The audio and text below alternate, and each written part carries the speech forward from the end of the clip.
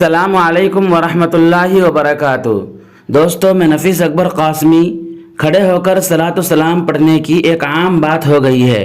ہر جگہ ہر مسجد میں خاص طور پر جمعے کی نماز کے بعد کھڑے ہو کر لوگ جھوم جھوم کر نبی کریم صلی اللہ علیہ وسلم پر صلاۃ و سلام پڑھتے ہیں۔ کیا شریعت میں اور دین اسلام میں اس کا ثبوت ملتا ہے؟ کیا صحابہ کرام سے اس طرح کا کہیں ثبوت ملتا ہے یا معتبر علماء کرام اور مفتیان اعظام اس کو جائز قرار دیتے ہیں؟ کیا ہے اس کی حقیقت؟ آئیے ہم دیکھتے ہیں اور جانتے ہیں دارالعلوم دیوبند کے اس فتوے سے۔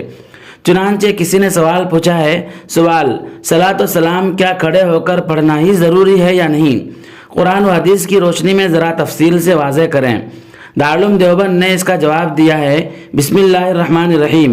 حضرت نبی اکرم صلی اللہ علیہ وسلم کی زبان مبارک سے صلاۃ و سلام کے الفاظ مبارکہ جو نکلے ہیں اور وہ کتب حدیث میں موجود ہیں، ان الفاظ مبارکہ سے صلاۃ و سلام پڑھنے کا معمول بیٹھ کر ہے۔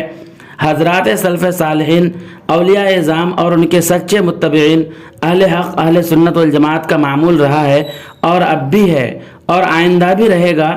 ان مبارک صیغوں کے ساتھ صلاۃ و سلام کو بیٹھ کر خشوع و خضوع اور عموماً تنہا تنہا کثرت سے پڑھتے ہیں۔ حضرات اکابر علماء دیوبند اور ان کے لاکھوں متوسلین کے معمولات میں کثرت درود و سلام ہے۔ البتہ جس خوش نصیب کو مدینہ طیبہ زادہ اللہ شرفاً و کرامتاً و ہیبتاً میں روضہ اقدس پر حاضری کا شرف اور دولت حاصل ہو جائے تو وہاں کا بے شک ادب یہی ہے کہ مبارک جالی سے جہت قبلہ کی جانب تقریباً 4 ہاتھ کے فاصلے سے کھڑے ہو کر صلاۃ و سلام پیش کیا جائے، اور وہ بھی بھینی بھینی آواز میں، یعنی بہت مؤدب کھڑے ہو کر ہلکی آواز سے پڑھا جائے۔ واللہ تعالی عالم۔ دارالفتہ دارالعلوم دیوبند۔